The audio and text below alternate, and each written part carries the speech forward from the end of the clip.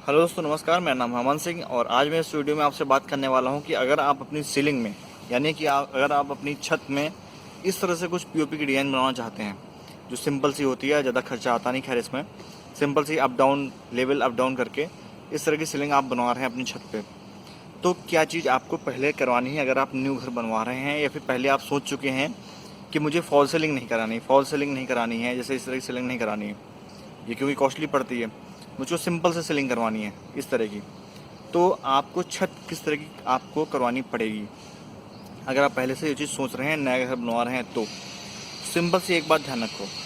अगर ये आप पीओपी करवा रहे हो तो ये पीओपी कभी भी शटरिंग, प्लाई वाली जो शटरिंग की फिनिशिंग होती है, जैसे ये आप देख रहे हो, ये प्लाई वाली शटरिंग पे जो है स्लैब डाली गई है, तो इसकी फिनिशिंग बहुत ही ज़्यादा अच्छी होती है, काफ़ी स्मूथ मतलब मीन्स चिकनी होती है। तो इस पर आप पीओपी कर दोगे, प्लास्टर भी कर दोगे, हो तो जाएगा, लेकिन उस पीओपी और प्लास्टर की कोई भी गारंटी नहीं कि वो कब नीचे आ जाए। ये ध्यान रखिए चीज़। करने को आपको पीओपी वाला भी होगा, वो शायद कर दे, आपसे बोले भी कह दे हाँ शायद कर भी दे।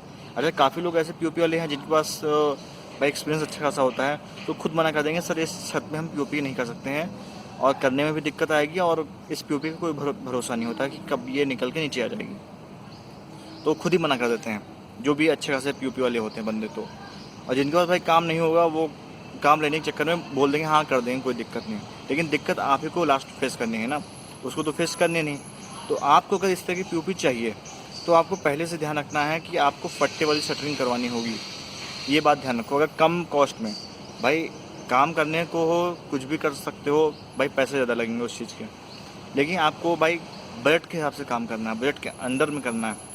तो आप क्या करो, पहले से आप जो कॉन्ट्रैक्टर आपका होगा उससे बोल दो कि मुझको भैया पीओपी करानी है, मुझको एक ये वाली प्लाई वाली शटरिंग नहीं करानी है, मुझको फट्टे वाली शटरिंग करनी है। फट्टी मीन्स प्लैंक्स कह लो, लकड़ी के छोटे छोटे 4-4 3-3 फीट के चौड़े होते हैं, 6-6 इंच 5-5 इंच चौड़े होते हैं, तो उसके फट्टे लगा के इससे शटरिंग किया जाए। जैसे कि आप ये शटरिंग देख रहे हो यहाँ पे, इसके पीछे आप गौर से देखो तो यहाँ पे कोई प्लाई नहीं लगी है जो शटरिंग वाली प्लाई होती है। यहाँ पे सिंपल से फट्टे लगे हैं, लकड़ी के बत्ते कह लो या फिर फट्टे कह लो, जो भी आप अपनी लैंग्वेज में बोलते होगे, वो लगे हैं यहाँ पे, उसकी शटरिंग भी है।